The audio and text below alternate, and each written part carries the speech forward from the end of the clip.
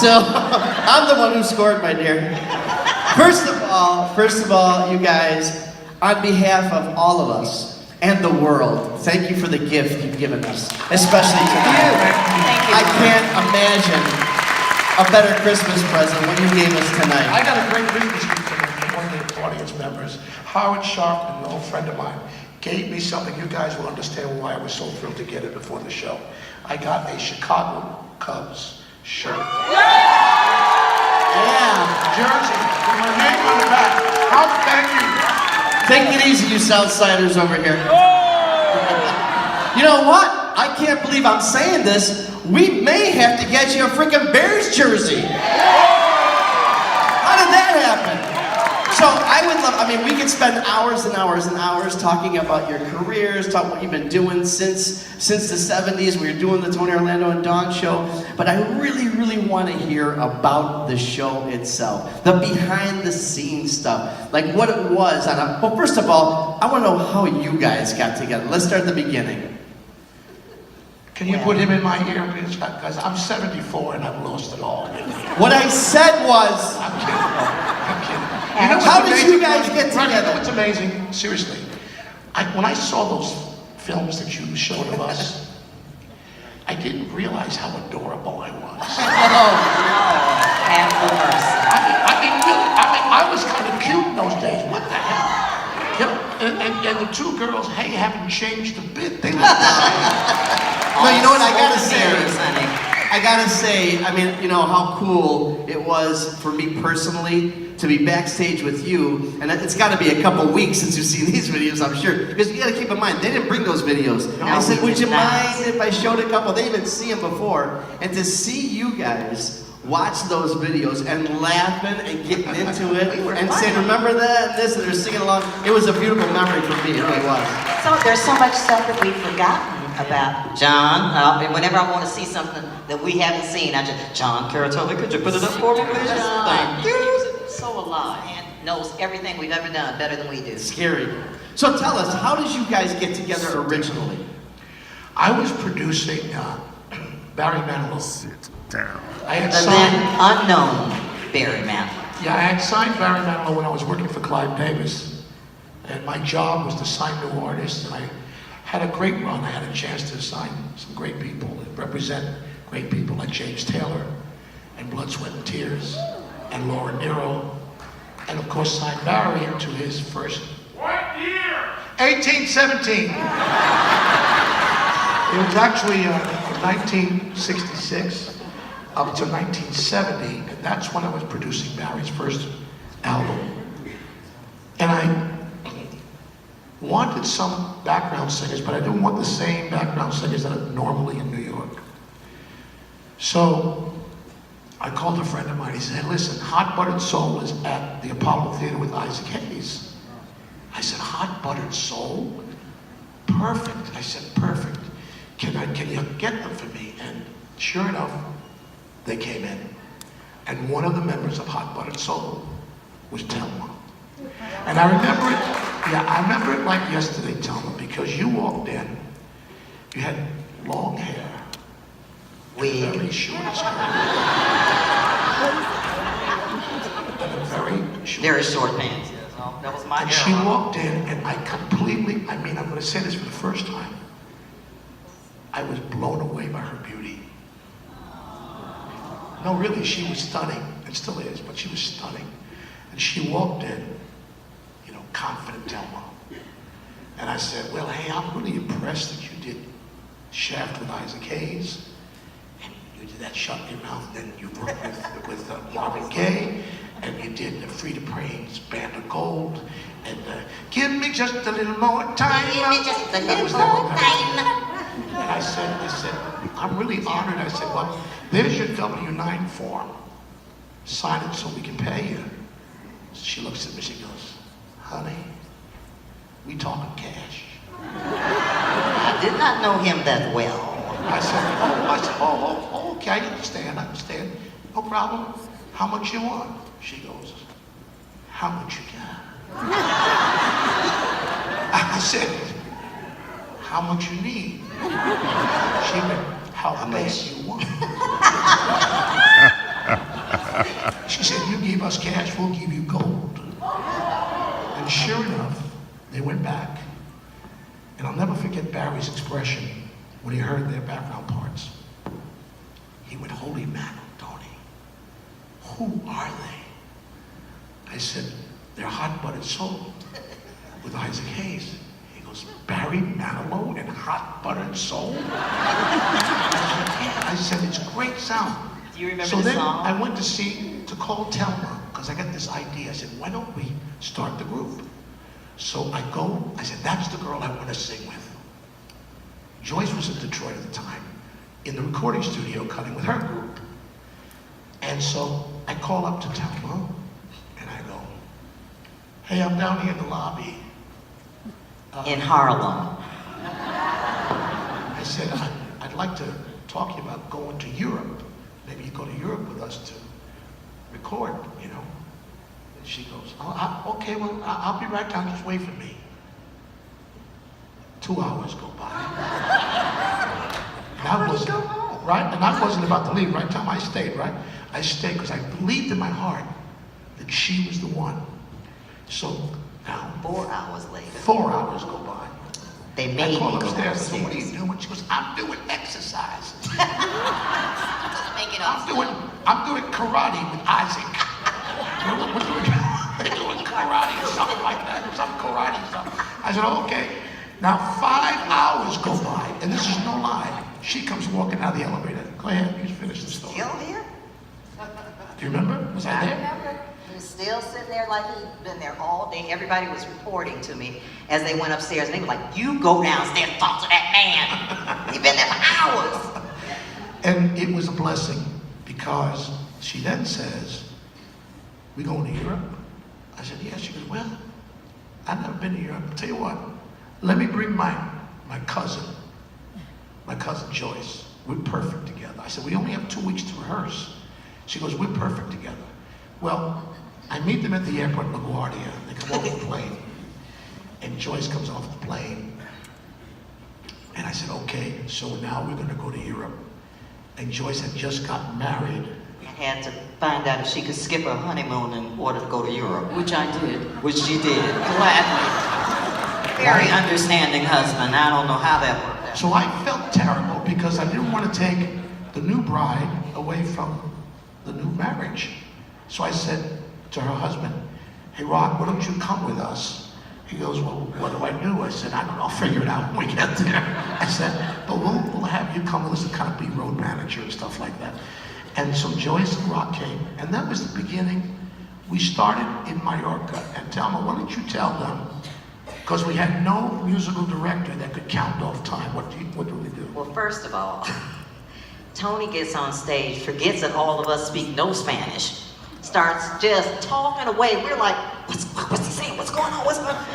So finally, our esteemed temporary music director, Richard Delvey, Lord have mercy, he could not hold time to save his life. So he would basically watch my behind as I got him into gear for the song. And that's how we started. But I got to share the story with you about that, because you're leaving it out. So I said to Thelma, Richard, he's truly a white man. I mean, this guy does 1 and 3 on everything, doesn't count 2 and 4 at all. So do me a favor, honey. I said, do me a favor. Can you please count off the time? So she goes like this. I go, count off the time. She said, what do you mean? I said, well, you got your back to him. Count off the time. Like 1, 2, 3, 4. She goes, oh, okay, like this. 1, 2, 3, 4. I said, you want to do that one more time? I don't think you quite got it right yet. Let's rehearse. Well, why don't you show us? Oh, get out of here. And she Already let you sit in my lap. Don't get crazy. She never once, not one song that we do, the rhythm, the time was perfect. And Delvey, God rest his soul, he used to say, thank you, Tony. Not only does she give me the right time, but boy, when I turn to the left, that's a beautiful sight. I never heard that part before. So I'll give you the boy talk, what we used to talk about. But you know, you've gone on to such an amazing career, and Joyce, you know, people always think, you know, Joyce has a sense of confidence and a class about her. You do, and she has a sense of, and she's quietly strong. Trust me when I tell you, Thelma is not lying when she says she's our favorite singer. This lady is something special. You know, you guys, you know, we're all these records, all these great songs that we all know and we all grew up with or just loved. You know, in LA they had a group called the Wrecking Crew who play behind all those big stars that they backed them and they did all the songs, all the music. In Motown, they had the Funk Brothers, right? Did all the background. And the Andantes were their background singers. That's right. And then, but these ladies were the backup singers at Motown for I don't even know how many songs. Some of the biggest songs. Give us a couple of songs that you guys were on. Well, other back than then. Heard It Through the Grapevine, Bernadette, Standing in the Shadows of Love, Reach Out, I'll Be There. With Marvin, there was That's the Way Love Is, and some other song that I can never remember that was really big. And we just did a lot of work. We worked with Bob Seger, we worked with just all kinds, Jackie Wilson. Alice Cooper. Yeah. Alice Cooper, that's right. Alice Cooper. He wanted to, well, didn't he want to like throw feathers on, chicken feathers on us? We were like, we don't play that. I don't think so. You know, I look at you guys. We don't play that. I look at you girls, and the first thing I think is Alice Cooper. It's amazing. Yes, of course. So go back to the show. Give us a typical day at the show. You know, you get up in the morning. Was it an early taping? Did you tape several a day? How improvisational was it? Not very. We had a lot to learn. You have to remember that we did a variety show, so we not only had to learn skits, we had to learn new songs, we had to learn all sorts of things and deal with our guest stars every week. And then we had to throw all that out and start up the next week on a new show with new songs, with new skits. So it was a constant learning experience as well, I think. And we worked 5 days a week. It wasn't like we just came in on tape day. We rehearsed during the week. At night we went in and did pre-records for the music. So we worked our little butts off. It was hard work, man. It was I'll tell you something. I did Freddie Prince's Chico the Man during that time. And I love Freddie, you know that. You all know I love Freddie and miss him. But I remember going to his show after doing our show. So we had to learn 5 songs that we would sing. Then they would do their solo songs. I would do my solo song. Then we would do the audience participation piece. Then we would do sketches. Then we would rehearse the sketches with the stars that came in to do the show. We would start our table read something about 6 in the morning. And we would tape, I think, every Thursday or Friday night, I remember. And it was grueling. And I remember passing Carol Burnett in the hallway one day. And I was dragging my butt. I was exhausted, really. And I see her coming in all fresh. And I said, how do you do this? I mean, this is our 2nd year. You're in your 9th year, and look at you. And she said, you don't know how to allocate, Tony. I said, what do you mean? She said, you try to do too much. She said, let other people do it. Stop interfering with everything. Get your nose out of everything, and you'll be able to protect your health and your time. And I didn't listen to her because I thought I was supposed to be in everything. And it was a big mistake.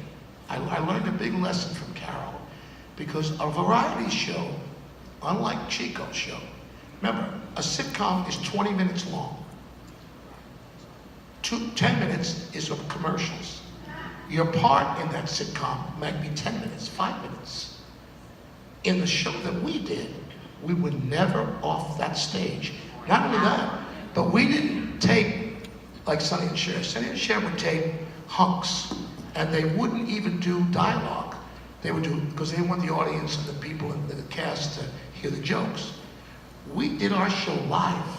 What you saw was we started at the beginning and ended. And what you saw was one complete show. We didn't do sketches on Tuesday and voices on Thursday. No, we did one show because we wanted that live feeling.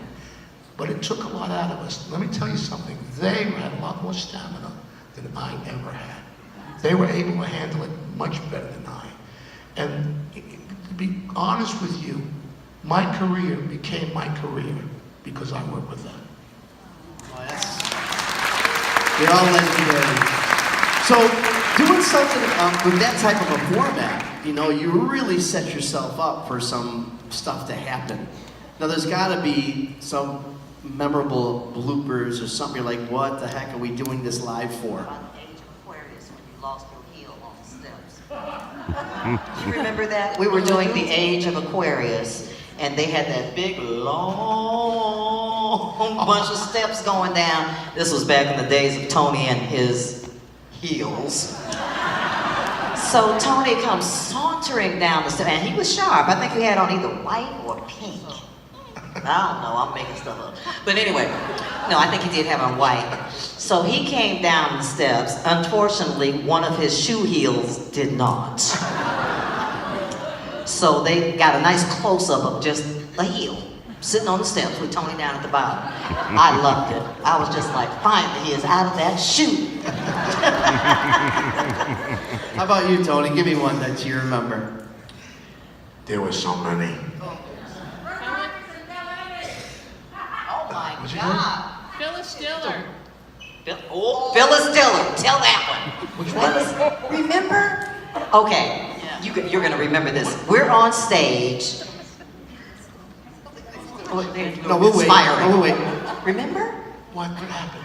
So we're on stage doing our opening number. Now, if you saw the show, you know we came out around the whatever this stuff was, and Tony at the end of the song would introduce the guests. Now, a bit of fact: Phyllis Diller was the first celebrity to come see us ever in Vegas, and she wouldn't even let them introduce her because she didn't want to take away from our show because we were in the lounge in those days.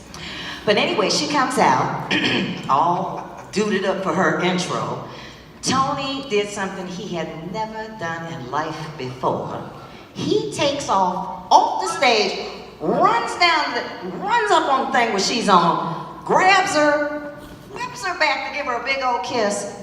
Only problem is, she had a sketch where she was gonna be, they were doing some big sketch, so she didn't have her wig quite pinned on. And it got caught in the cover. When Tony threw her back, the wig dropped, hung for a minute by a bobby pin, and then dropped to the floor. Well, child, we laughed for about 20 minutes behind. I mean, I could not stop. We were all backstage laughing. And she looked at Tony, she was like, she picked up a wig, stuck it back on her head, and just stomped off. And Tony was horrified. What I remember, though, of that was when I said to her, I heard that great Phyllis Diller laugh. I don't know if you remember that laugh. It was kind of and I said, I'm sorry. I said, Phyllis, I promise we won't air this. I promise. She goes, oh, yes, you will, and you'll never get a bigger laugh than that in your lifetime. She was amazing. So how about, I mean, those variety shows, oh my goodness, Carol Burnett, of course, and Sonny and Cher, you guys, all those shows. What was the camaraderie like? Like, did you guys high-five each other in a hallway on the way to the set? I mean, or was it more like, you know what, I got my world here, you guys I remember Cher. I'll tell you about Cher. I remember this, I never forgot this because she still does it to this day. There was a lunch break. You gotta understand, this was like a high school. Everybody had their own rehearsal hall. Now, we had, all the family was next door to our rehearsal hall. Okay? Then us. They had Dinah Shore, they had Sonny and Then Cher. next to, then Cher's rehearsal hall was next to us when she was doing her solo show, Cher show. We would go to lunch. The bell would ring just like a high school, and at lunchtime, and off we'd go to lunch. And I'd pass Cher's rehearsal hall. And then, we're talking the 70s, she was doing yoga with her cast.